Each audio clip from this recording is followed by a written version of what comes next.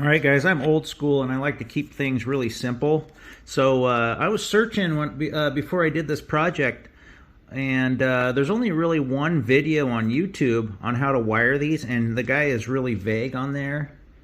This is how to wire the Rheem A2L leak sensors for the refrigerant, the mitigation sensor, I guess is what you want to call it.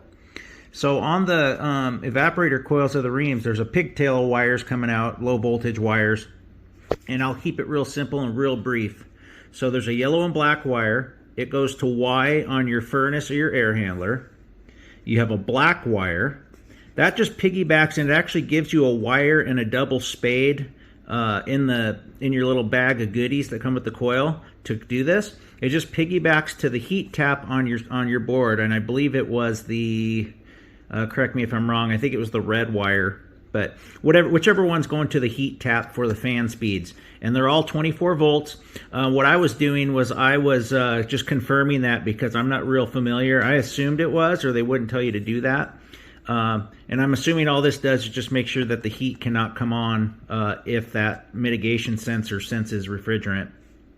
And then so basically, yeah, you're going to break yellow to the thermostat, and then it's going to go to your furnace. That's just going to break it, so it'll kick your cooling off, I believe, whenever it senses. But yeah, so the yellow wire that's coming off that little harness off the coil is going to your thermostat. Yellow and black will go to Y on the furnace, so it's just breaking that from your thermostat to the furnace, going through the sensor first, and then just your power of the sensor, your brown wire goes straight to the furnace, your C on the furnace. Red goes straight to the R on your furnace.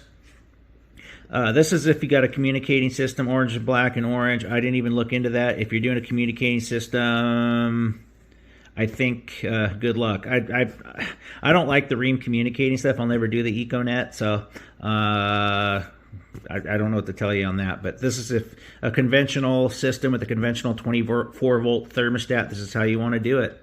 Snap a picture.